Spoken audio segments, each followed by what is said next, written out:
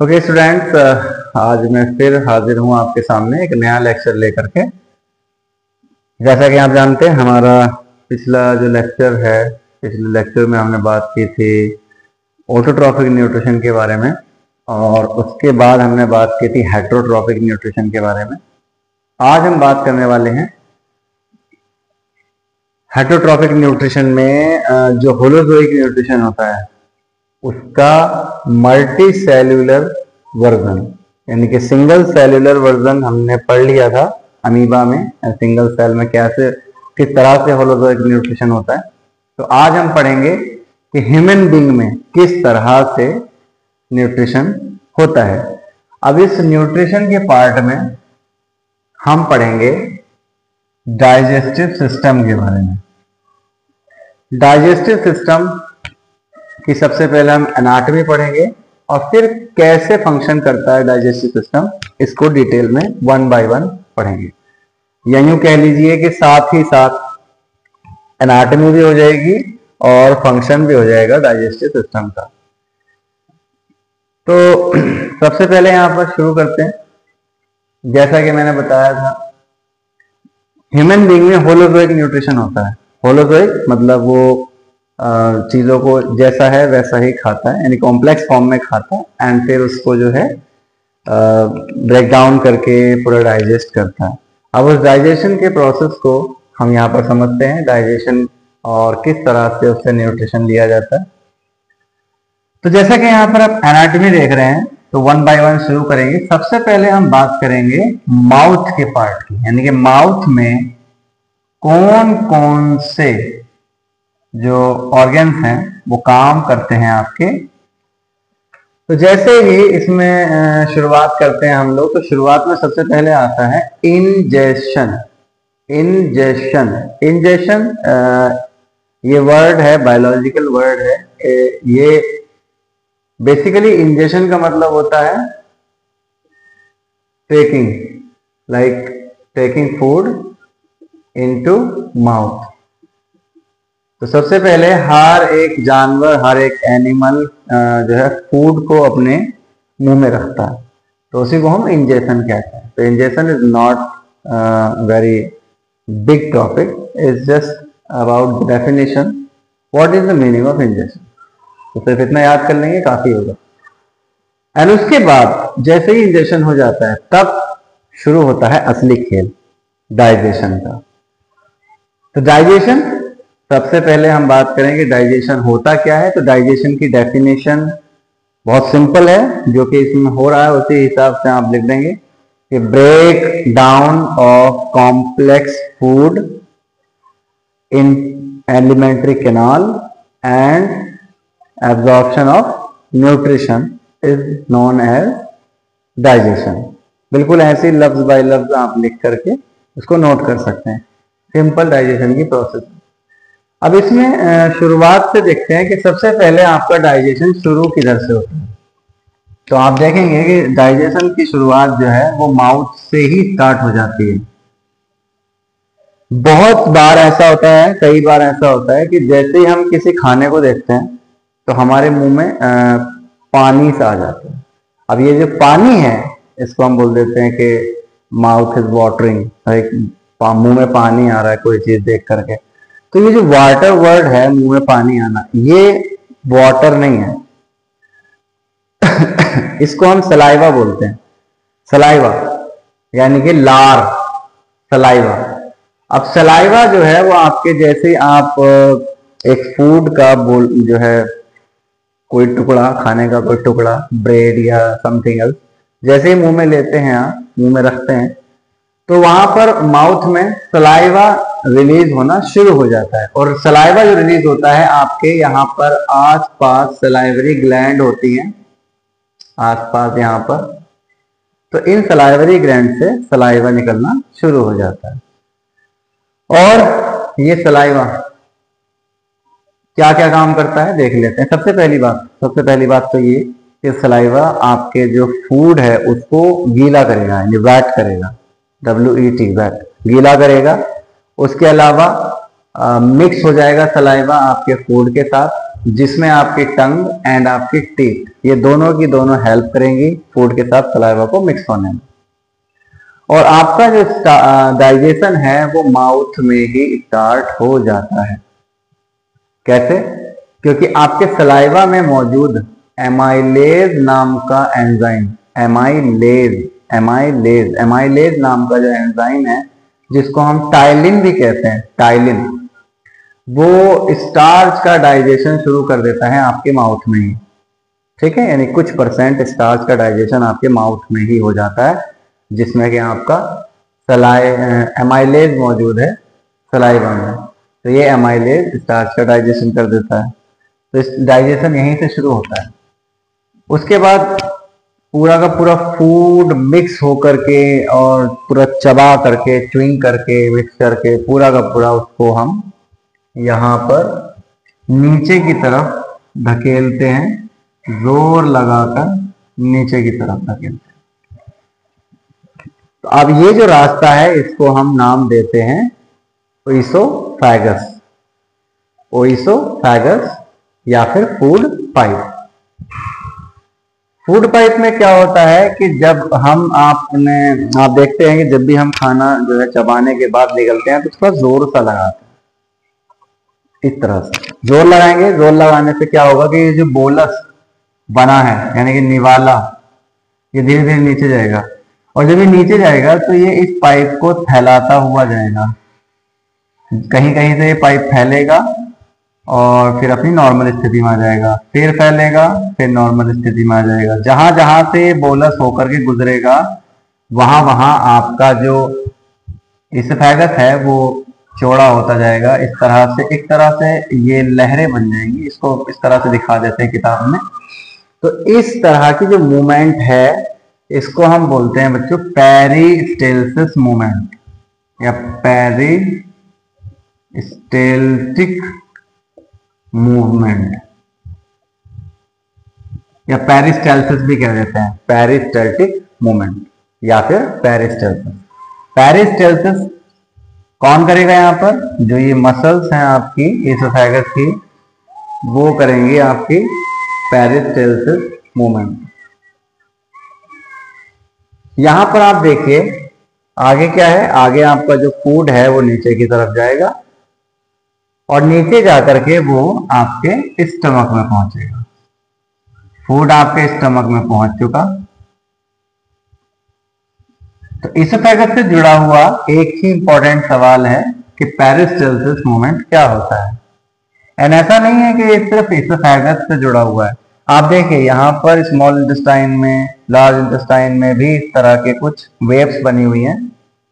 ये जो वेव्स हैं बेसिकली ये पेरिस्टेल्टिक मूवमेंट को ही शो करती हैं। तो पूरी की पूरी एलिमेंट्री कैनाल में आप देखिएगा पेरिस्टेल्टिक मूवमेंट होता रहता है। मसल्स अपने आप ही जो डाइजेस्टेड फूड है उसको आगे की तरफ धकेलती रहती हैं। तो यहां से शुरुआत होती है पेरिस्टेल्टिक मूवमेंट की। आगे हम बात करें कि स्टमक में क्या क्या होता है। देखिए स्टमक में डाइजेशन की जब हम बात करते हैं तो स्टमक में यहाँ पर मतलब इस तरह से वॉल जो है ये आप देखिएगा बहुत सारी ग्लैंड्स होती हैं जिनको हम नाम देते हैं गैस्ट्रिक ग्लैंड्स। ठीक है, मैंने आपको ऐसे डॉट डॉट करके बताया है, बट वो वॉल में ही होती हैं जिनको हम गैस्ट्रिक ग्लैंड कहते हैं। गैस्ट्रिक वर्ड जो है ये हमेशा स्टमक से जुड़ा हुआ होता है। कहीं भी आप पढ़ेंगे गैस्ट्रो इंटेस्टाइनल या गैस्ट्रिक से जुड़ा हुआ कोई वर्ड तो समझ जाएगा कि स्टमक की बात हो रही है।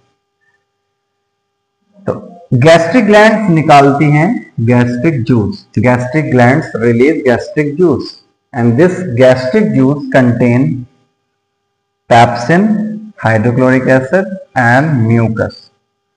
ठीक है, आप 11th में जब इस चैप्टर को पढ़ते हैं तो ये थोड़ा और इलेबोरेटेड हो जाता है। इसमें पूरा का पूरा क्लियर करके बताया जाता है कि कौन सी सेल्स HCl बना रही हैं, ठीक है, जिनको हम ऑक्जेंटिक सेल्स भी कहते हैं।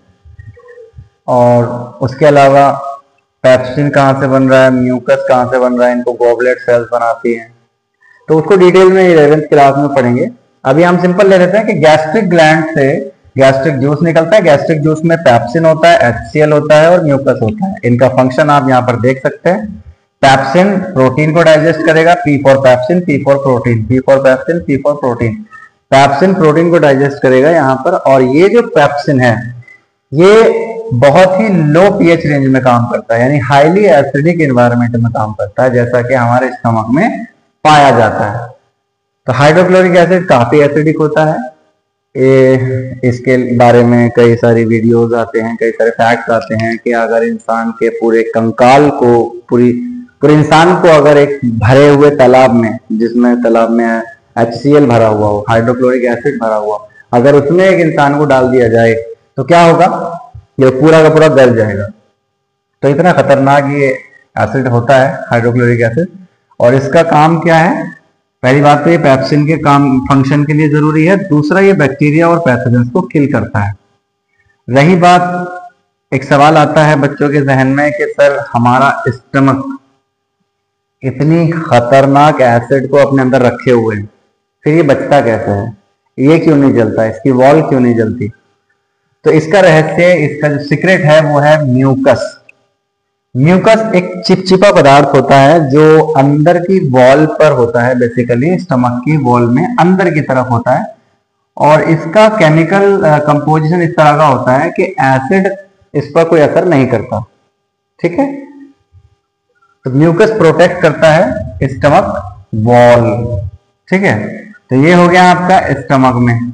उसके अलावा स्टमक की जो वॉल्स हैं, वॉल्स ऑफ स्टमक, ये फूड को उलटने पलटने में बहुत हेल्प करती हैं। ठीक है, एक तरह की मूवमेंट करती हैं, जिसको मैं यहां पर लिखता हूं चर्निंग मूवमेंट। Churning movement. तो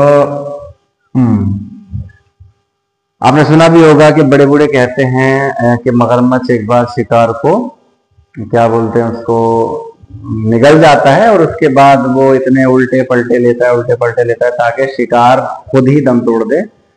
वो चीज हमारे स्टमक में खुद होती है। स्टमक हमारा जो है, स्टमक की जो वॉल है वो कहीं ना कहीं इस तरह की मूवमेंट करती हैं, जिससे कि आपका जो खाना है वो मिक्स होता रहे एसिड के साथ, गैस्ट्रिक जूस के साथ, और वहां पर अंदर डाइजेशन होता रहे। उसके बाद हम चलते हैं नीचे।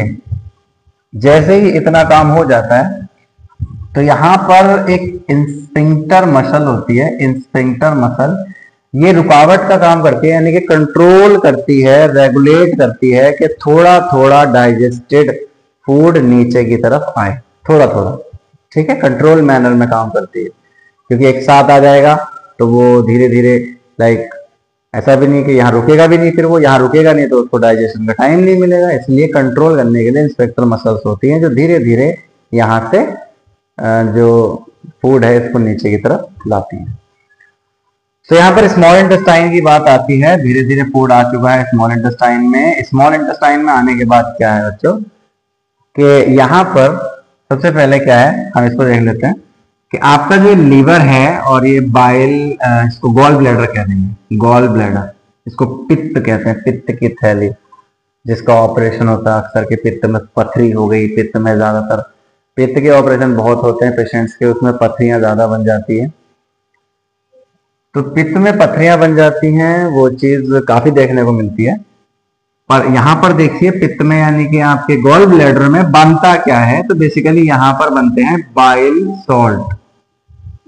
बाइल सॉल्ट, दो बाइल सॉल्ट बनते हैं यहाँ पर, बिलीरुबिन, बिलीवर्डिन।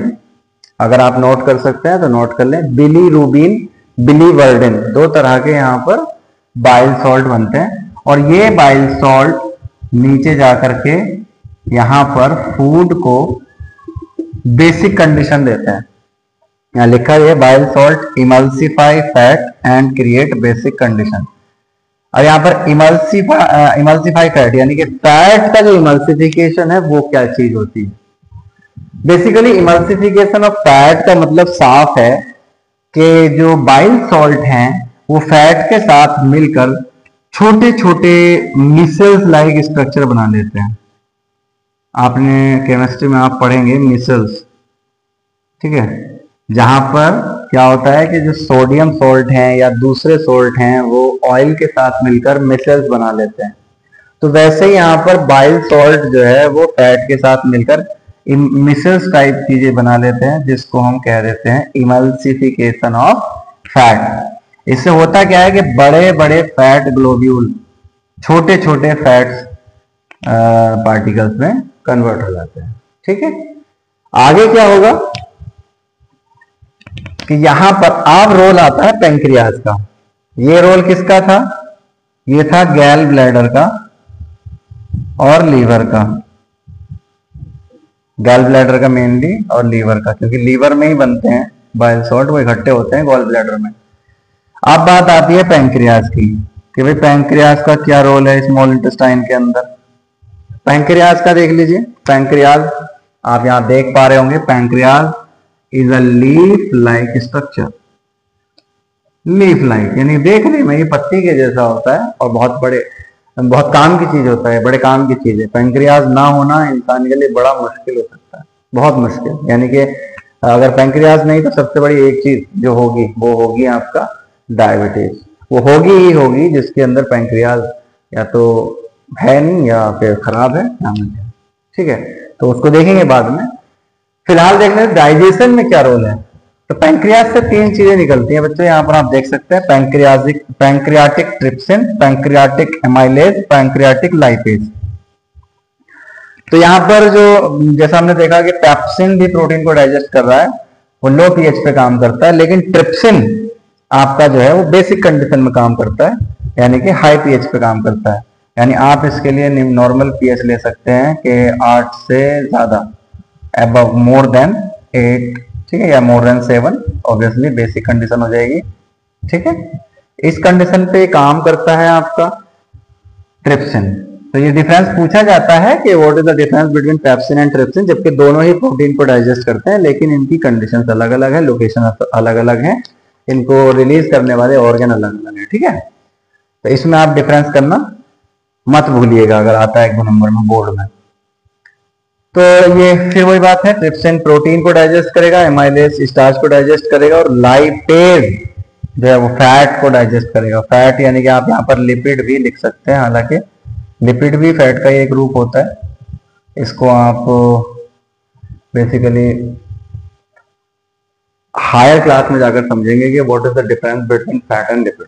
ठीक है, तो यहां पर आप इसको याद रखने के लिए कह सकते हैं lipase lipid, lipase lipid, lipase lipid, lipase lipid. Lipid is fat, lipid और फैट। ठीक है, इसमें डिफरेंस आ जाएगा बाद में कि फैट क्या होते हैं, ऑयल क्या होते हैं, लिपिड क्या होते हैं, तो वो चीज आप हायर क्लास में पढ़ेंगे। यहां पर आप देखिए याद करने के लिए, तो ये चीज आपकी स्मॉल इंटेस्टाइन में हो जाती है। उसके साथ साथ स्मॉल इंटेस्टाइन के अंदर भी कुछ इंटेस्टाइनल ग्लैंड्स होती हैं छोटी छोटी। ठीक है, उससे इंटेस्टाइनल जूस निकलता है, जैसा कि आप यहाँ देख पा रहे होंगे इंटेस्टाइनल जूस। तो इंटेस्टाइनल जूस जो निकलता है फाइनली जो फिनिशिंग देता है डाइजेशन को, वो यही देता है, मतलब एकदम फाइनल लास्ट टच वो इंटेस्टाइनल जूस ही देता है। आप देखिए फाइनली कंप्लीट डाइजेशन जो है आपका, लाइक कार्बोहाइड्रेट का डाइजेशन ग्लूकोज में, प्रोटीन का डाइजेस्ट अमाइनो एसिड में, और फैट का digestion fatty acid plus glycerol में, वो जो कराता है आपका इंटेस्टाइनल जूस ही कराता है। तो इसमें कई सारी बात है, कई सारी चीजें हैं, कई सारे सवाल हैं जो मैं आपको यहाँ पर डिस्कस कर सकता हूं। जैसे कि एक सवाल आता है स्मॉल इंटेस्टाइन से जुड़ा हुआ कि हर्बीवोरस में स्मॉल इंटेस्टाइन बड़ी क्यों होती है कार्निवोरस के मुकाबले। ठीक है, तो ये सवाल एक बहुत अहम पूछा जाता है। तो इसका जवाब सिंपल है, हर्बीवोरस ग्रीन प्लांट्स खाते हैं, और ग्रीन प्लांट्स में ज्यादातर क्या होता है सेल्यूलोज, और सेल्यूलोज को डाइजेस्ट करने के लिए एक तो टाइम भी अधिक चाहिए, और एक जो एंजाइम्स होते हैं उनको एक्शन करने के लिए थोड़ा टाइम भी चाहिए, मतलब it takes time to digest. ठीक है, तो इसलिए लंबा रास्ता और लंबा समय मिल जाता है, जिसकी वजह से सेल्यूलोज का डाइजेशन आसानी से हो सकता है। हमारे यानी कि कार्निवोरस के अंदर स्मॉल इंटेस्टाइन को इतना लंबा होने की जरूरत नहीं है, क्योंकि प्रोटीन होता है, फैट होता है, लिपिड होता है, तो उसके लिए हमारे पास एंजाइम्स हैं ट्रिप्सिन, एमाइलेज, लाइपेज, बहुत सारे एंजाइम्स हैं। तो इन एंजाइम्स की बदौलत कार्निवोरस कम समय में ही फूड को डाइजेस्ट कर लेते हैं। तो ये इसका आंसर है। उसके अलावा और कोई क्वेश्चन यहाँ पर?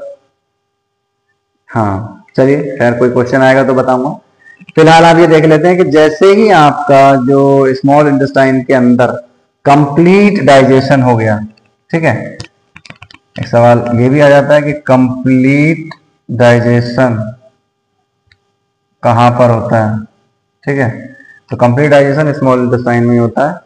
और डाइजेशन तो छोड़ो, डाइजेशन के बाद एब्जॉर्प्शन भी कहां पर होता है? स्मॉल इंटेस्टाइन में होता है एब्जॉर्प्शन। यानी कि जितने भी न्यूट्रिएंट्स बने हैं, ग्लूकोज, अमाइनो एसिड, ग्लिसरॉल, ये सब के सब, यानी कि फैटी एसिड, ग्लिसरॉल, ये सब के सब एब्जॉर्ब कर लिए जाते हैं स्मॉल इंटेस्टाइन में ही। एब्जॉर्प्शन के लिए आपने नोट कर लिया होगा, मैं आपको थोड़ा सा यहाँ पर एब्जॉर्प्शन का हिंट देकर आगे बढ़ूंगा। इसको मिटा देता हूं यहाँ पर। देखिए एब्जॉर्प्शन के लिए हमें ये, अगर हम मान लीजिए स्मॉल इंटेस्टाइन को थोड़ा सा इस तरह से देखें, तो स्मॉल इंटेस्टाइन में यूं इस तरह की यूं इस तरह की कुछ स्ट्रक्चर होती है, ठीक है। अगर आप हिस्टोलॉजी देखेंगे स्मॉल इंटेस्टाइन की स्लाइड देखेंगे, तो अंदर से स्मॉल इंटेस्टाइन में कुछ इस तरह की स्ट्रक्चर होती है जिनको हम बोलते हैं finger like structure.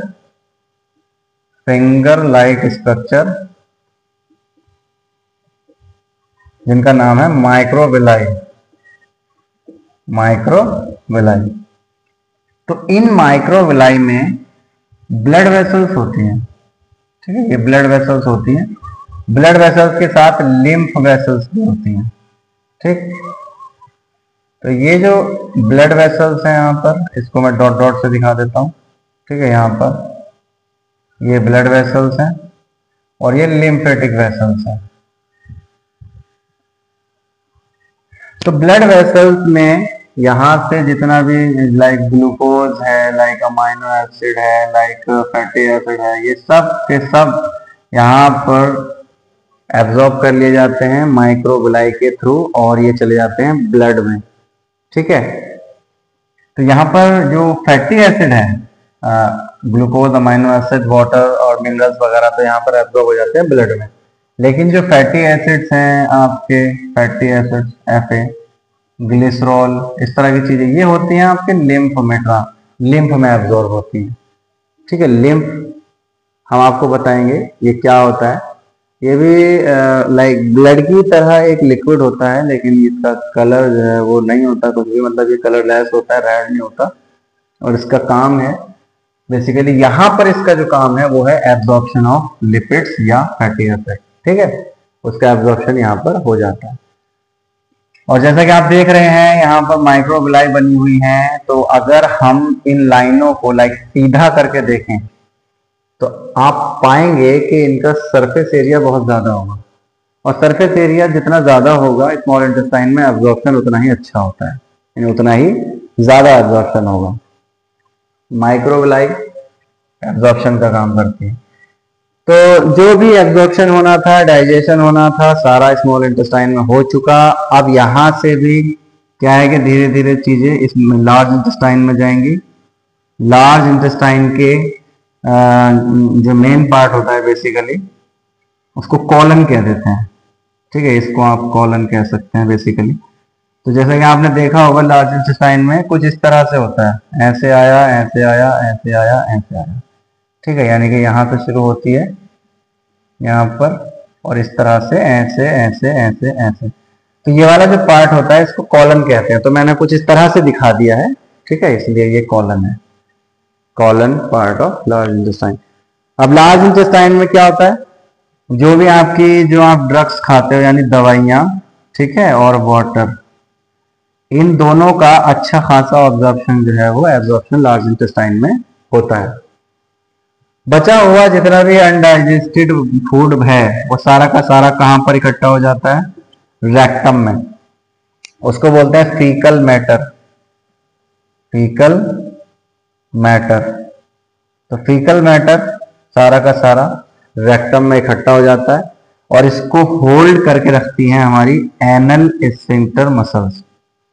Anal sphincter muscles वो होल्ड करके रखती हैं, और जब ये ज्यादा मल इकट्ठा हो जाता है यहाँ पर तो हमें प्रेशर आता है, और प्रेशर के बाद जो है फिर उसके बाद ये यहाँ से, क्योंकि ये एनल स्फिंक्टर जो है वो वॉलेंटरी होती है बेसिकली। वॉलेंटरी इनवॉलेंटरी मसल्स हमने पढ़ी होंगी, यानी कि जिन्हें हम काबू कर सकते हैं, जिन्हें अपनी मर्जी से चला सकते हैं, वो वॉलेंटरी होती हैं। तो वैसे ही एनल स्फिंक्टर मसल्स भी वॉलेंटरी होती हैं, हम होल्ड कर सकते हैं, बर्दाश्त कर सकते हैं, और एक अच्छी सी जगह पर टॉयलेट में जाकर के हम इजेशन प्रोसेस को अंजाम दे सकते हैं। ये तीसरा स्टेप है इजेशन। तो पहला हो गया था आपका इंजेशन, दूसरा डाइजेशन, और तीसरा इजेशन। तो मेरे ख्याल से डाइजेस्टिव सिस्टम में इससे ज़्यादा कोई पूछता नहीं है। ज़्यादातर सवाल एंजाइम से आते हैं, एंजाइम की लोकेशन से, कौन सा एंजाइम कहाँ पर काम करता है, पेरिस्टोलिक मूवमेंट क्या है, हर चीज़ का, बाइल सॉल्ट का क्या रोल है, इमल्सिफिकेशन क्या होता है, इस तरह के छोटे छोटे सवाल आएंगे और इसका ध्यान रखिए। इसके अलावा अगर कोई इंक्वायरी है, कुछ छूट गया है तो मुझे बताइएगा। इसमें alimentary canal as you know कि माउथ से लेकर ये जो ट्यूब है पूरी की पूरी, ये पूरी की पूरी, इसको हम बोलते हैं एलिमेंट्री कैनाल। ठीक है, ठीक है, ओके। तो चलिए इसी के साथ लेते हैं विदा। इसमें अगर कुछ रह गया हो, कोई भी टॉपिक, कोई भी डाउट, तो आप पूछ सकते हैं। ठीक है, पढ़ते रहिए, अच्छे से तैयारी करते रहिए। आज के लिए इतना ही। Bye bye, Tata.